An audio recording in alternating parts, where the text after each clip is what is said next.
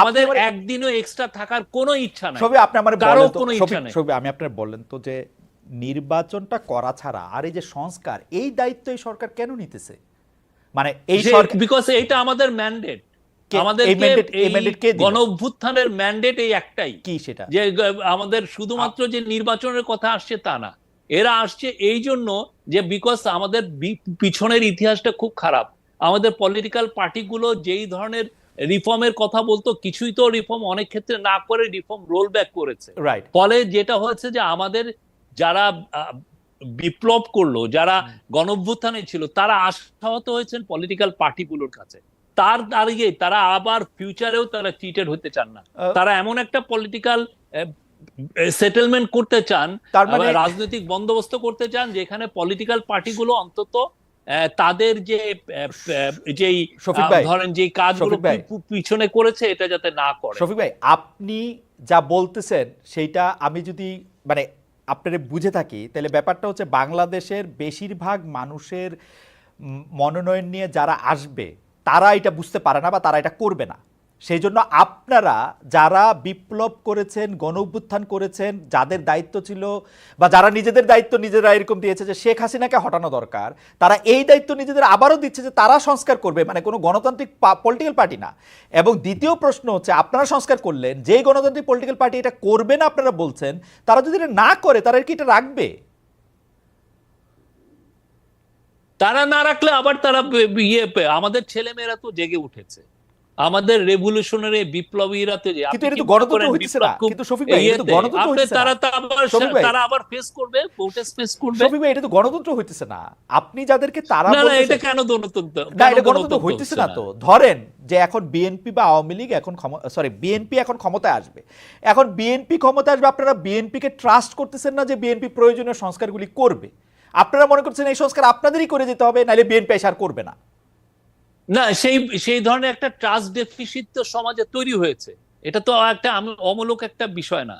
এই trust deficit তো আমাদের পিছনে। আপনারা 1991 সালে আপনি 90-এর এরশাদকে আমরা আউস্ট করার পরে, এরশাদকে সরিয়ে দেওয়ার পরে যেই পলিটিক্যাল বন্দোবস্ত হলো, সেটা তো আমাদের 100 বছর চলে যাওয়ার কথা, কিন্তু আমরা তো সেটা হলো না।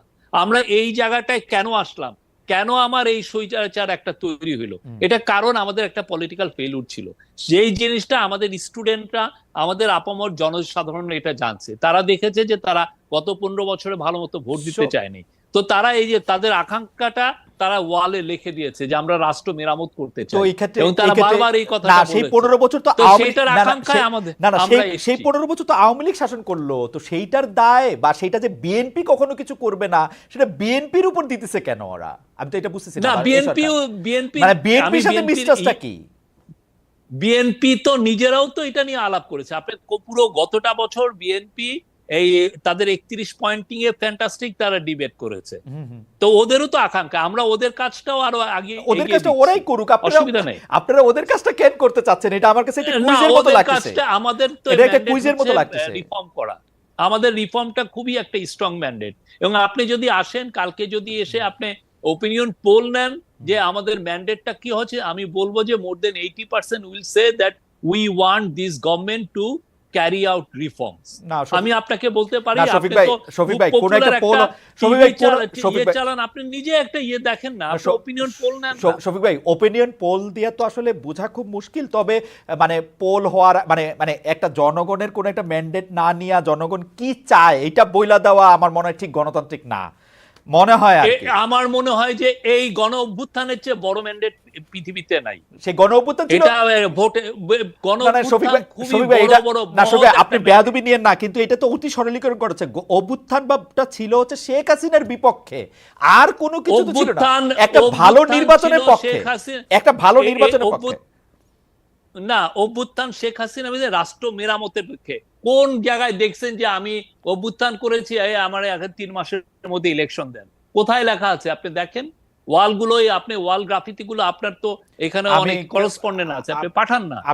আমি তো এরকমও কোথাও দেখি নাই যে আমি আইসা রাষ্ট্র মেরামত করব, সংস্কার করব, এটাও আমি দেখি নাই। না, এই আমি রাষ্ট্র দেখছি শেখ মেরামতের হাসিনা, কথা আমি বারবার শেখ এসছে। আমি না সেটা তো আমি শেখ হাসিনাকে ক্ষমতা থেকে যাইতে হবে, একটা ভালো নির্বাচন পাইতে হবে, কারণ 15 বছর আমরা কোনো নির্বাচন পাই নাই। আমি একটা গণতান্ত্রিক সরকার, একটা ভালো নির্বাচন দেখতে চাইছি, এইটা আমি মনে করছি।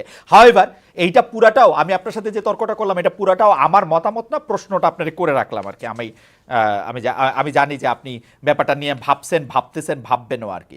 না, আমাদের মিশন খুবই সিম্পল।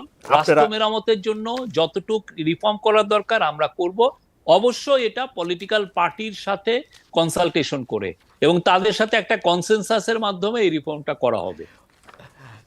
সবাই এটা নিয়ে শেষ প্রশ্ন করি যে আপনার কাছে মনে হইতেছে না আসলে যে পলিটিক্যাল পার্টিগুলিরে যদি আপনি এটা ছাড়েন, যারা গণতান্ত্রিক প্রক্রিয়ায় নির্বাচিত হয়ে আসবে তারা এটা করবে, এটা আপনাদের মনে হচ্ছে না? অনেকগুলো পলিটিক্যাল পার্টি এসে এটা আমাদেরকে বলছে যে আপনারা করে যান, এটা নেসেসারি, অনেকগুলি এটা পলিটিক্যাল পার্টি লাগবে। মানে যাদের মোট অনেক জনসমর্থন 2%।